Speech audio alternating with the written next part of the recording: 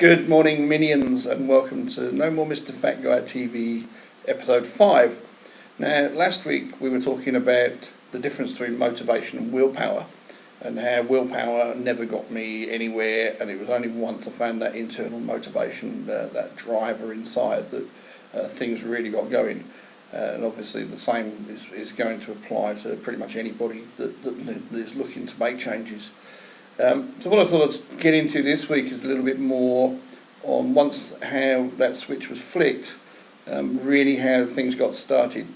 Now there's three main components. When I look back and think about it, there's really three main components that are going to apply to anybody that finds themselves in a similar kind of situation. Anybody that was in a situation where they've discovered they want to make changes, they discovered that internal motivation to get out and do something about it.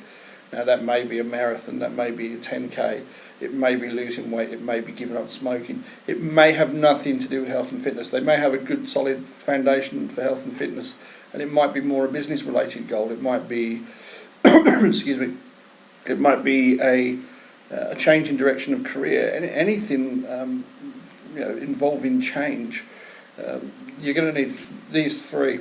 Now first of all, it's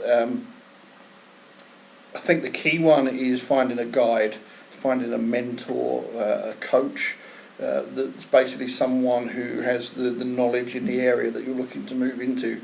Now, in the case of fitness, that might take the form of a personal trainer.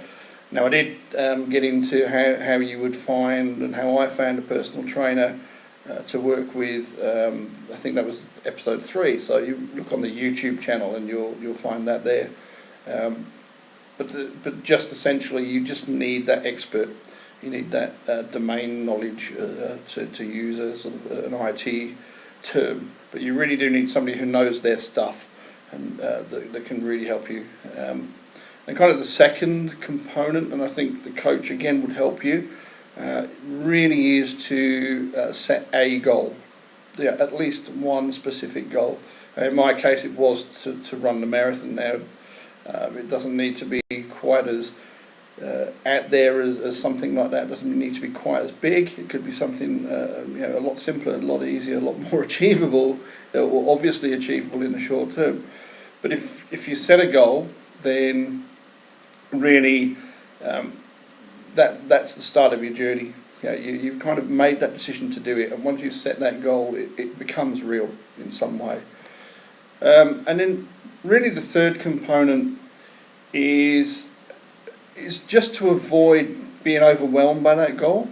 Certainly whenever I did kind of sit there and think, holy crap, I've committed to running a marathon, how the hell am I going to do it?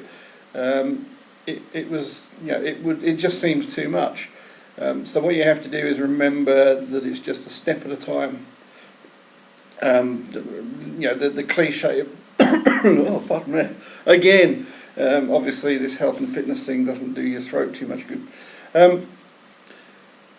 So realistically, you just that cliche of baby steps. You take it one step at a time, and literally with me and the running journey, it was a case of walking before I could run.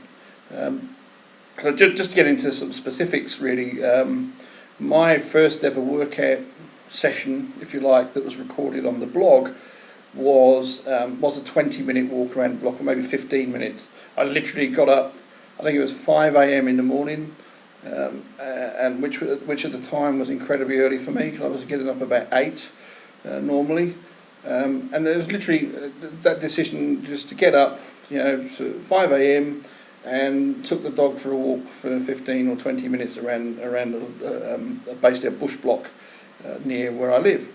And that was session 1. That was literally the first steps. Now, when I started working with Britt of Walkabout Wellness, the relief that I got when she said, and don't worry, you won't be running for quite a while yet. I mean, literally the whole journey is about a run. It was about completing that ultimate dream that a lot of people who get into running have. But essentially there was no running for, I think, maybe 6 months.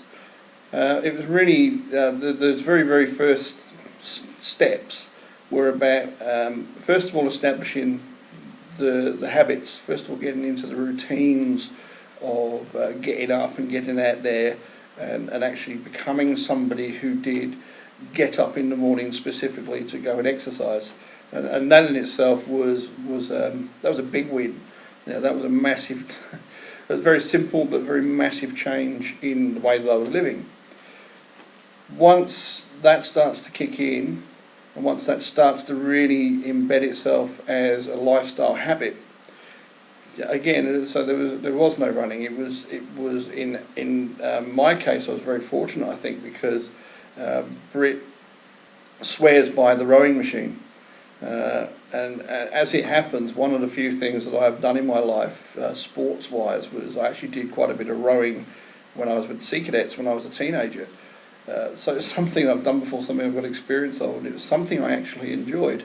So I actually spent a lot of time initially doing exercise sessions at the once I got to the gym, doing exercise sessions around the rowing machine, and that essentially gave me a good foundation of fitness. It basically got the fitness up. It sort of gave me the some good cardiovascular fitness. Ultimately, I mean, in the early days it wasn't pretty. I think the first time I rode 500 meters, it took me over 3 minutes, and I collapsed in a sweaty heap and had to walk around outside trying to catch air.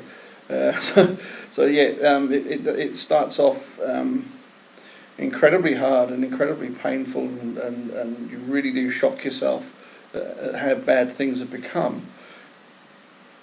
But it's ultimately that you get over that. You have to accept that that's how it is, and that you're actually working towards fixing that.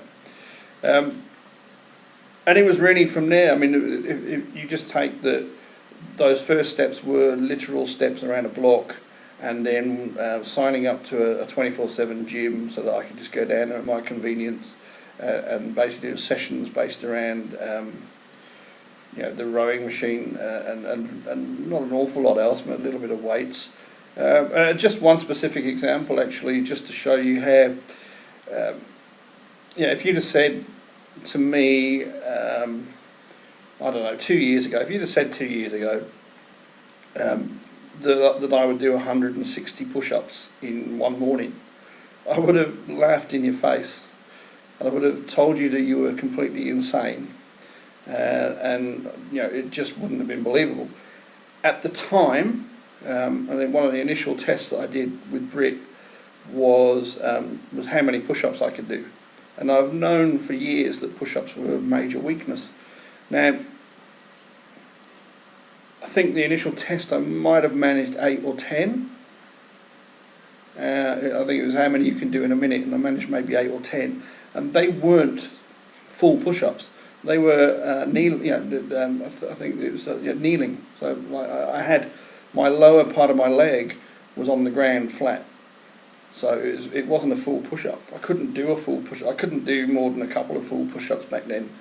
And this I've been working through the 100 push-up challenge over the last probably half a dozen weeks.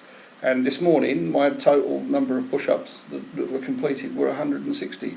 And that's not to boast or to brag. That's to show that assuming you do get that motivation and you do get started, that the changes that are going to come further down the track that you can't see yet and you won't be able to see yet, they are there, and it's really just by taking those first steps and then taking the next step and the next step and the next, and just keep building layer upon layer, and ultimately you will get to where you want to be. As I say, you won't know that that's the case. You won't be able to see that.